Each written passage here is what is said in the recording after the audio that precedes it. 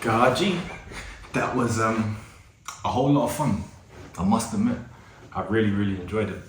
My coach might not be too happy with me after our conversation last week. However, I'm gonna have a call with him tomorrow to strategize how to implement more classes and more combat into my training because I miss it. I'll be real, I miss it.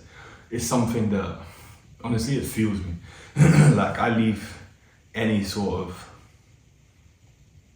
kickboxing, grappling class with a profound amount of energy. I'll be completely honest. Like right now, I feel like I could run a marathon with considerable ease.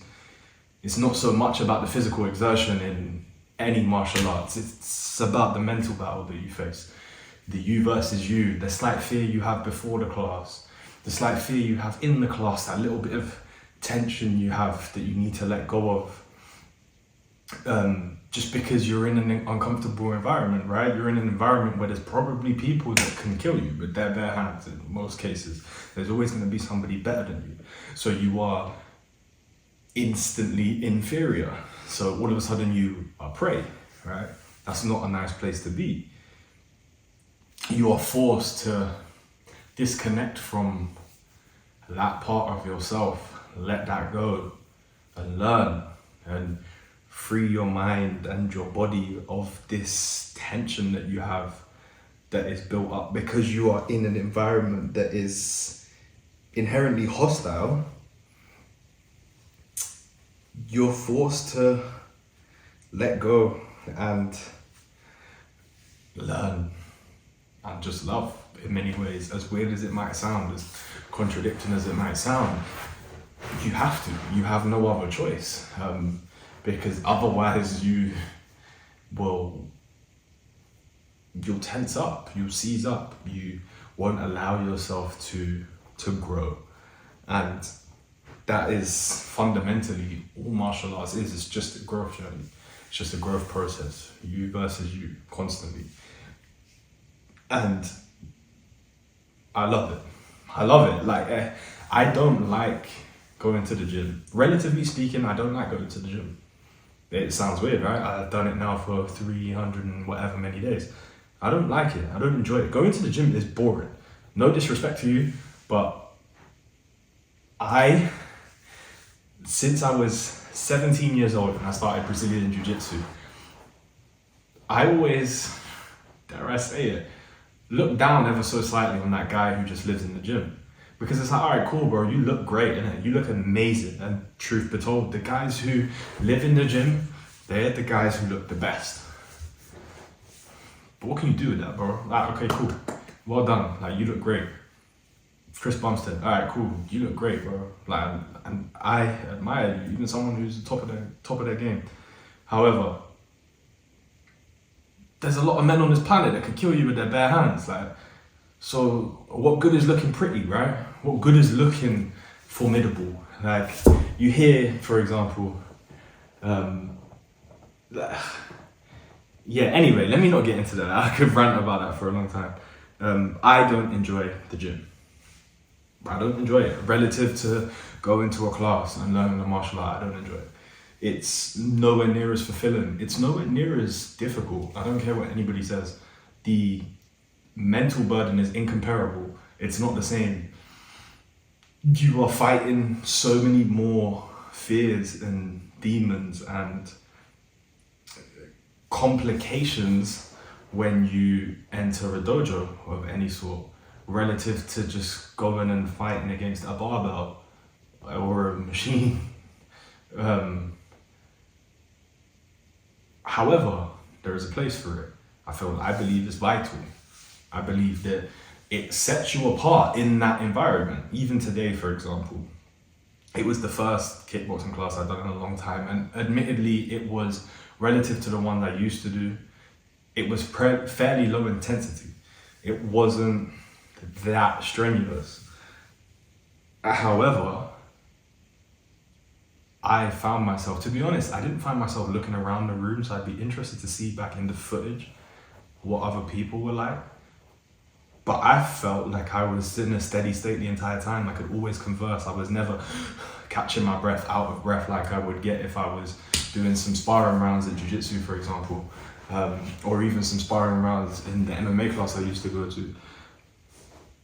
I never found myself to be in that state. I was always very breathing through my nose, calm, pretty loose, not much lactic acid build-up. Now, granted, that probably has a lot to do with the fact that that class isn't that intense.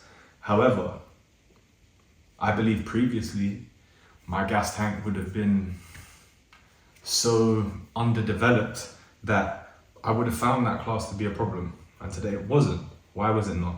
Because of the work I've been putting in at the gym. My coach has been pushing me. My coach has been drilling into me that my weakest link is my work capacity. It always has been. Whenever I've been in the gym, I used to take it easy in many ways, train like a powerlifter, and all due respect to powerlifters, they're some of the strongest men on the planet. They seldom look great, and in a lot of athletic sports, they probably wouldn't be able to perform that well. And the way in which he's changed my training, whilst I'm still doing a lot of compound lifts, everything's in a circuit of sorts. It's not like a CrossFit circuit, by no means. I'm supposed to take my rests in order to be able to perform to 100% in every single set. However, they are designed to continuously shave time off and in turn build my work capacity. And my oh my, do I believe and feel like my work capacity has gone through the roof because of that. So the gym is extremely important. Don't ever doubt that. Don't ever doubt that. I don't think for a minute that I'm saying otherwise. I'm simply just being honest with the fact that even as somebody who has trained now for 300 odd days in a row, and only 5 to 10% of those days, if that, probably way less, have been spent in a dojo because of where I've been at in life, it doesn't compare to me. It simply doesn't compare. It never will, never can, in my opinion. I don't think it ever will. I'll probably be 70 years old and still be saying the same thing. Yes, the gym is important, but we're men, we're warriors. We have the blood of conquerors running through our veins. We have the blood of gladiators running through our veins. By virtue of being here, somewhere in our bloodline was somebody who dominated and dominated well. And I feel like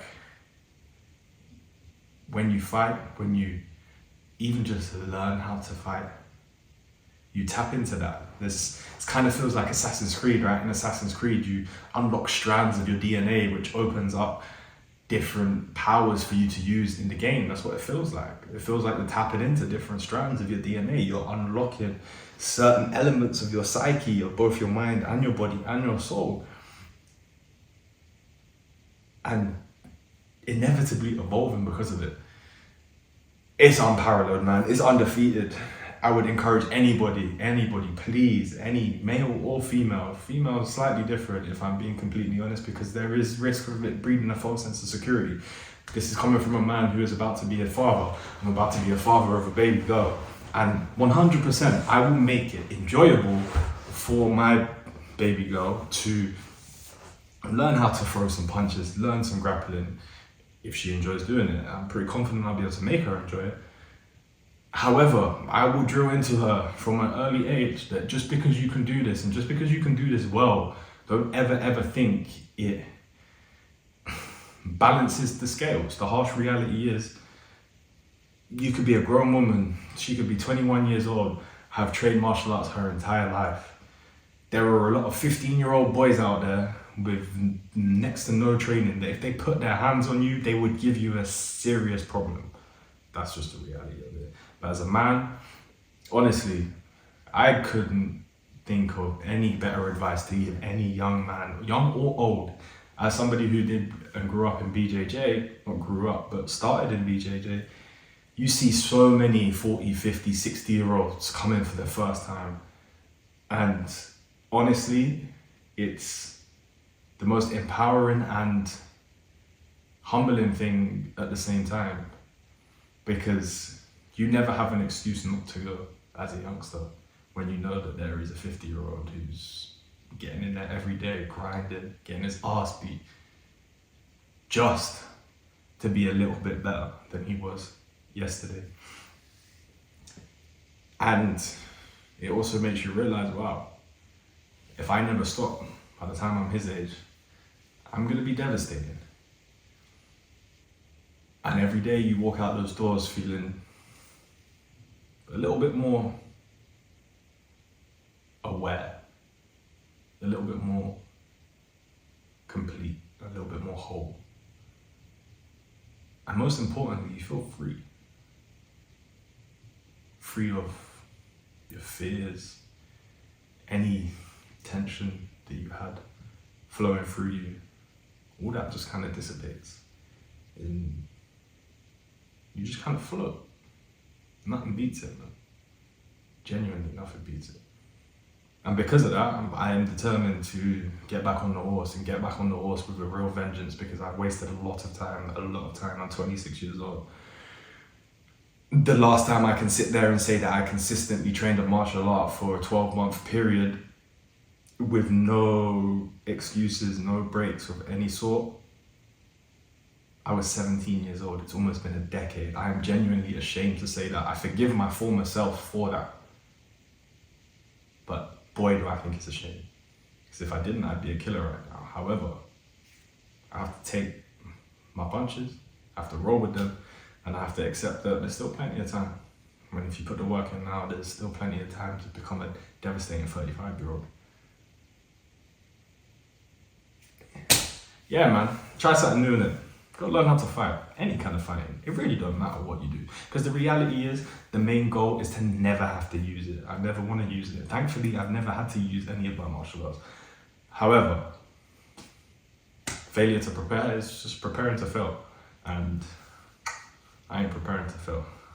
So on that note, I shall see you tomorrow.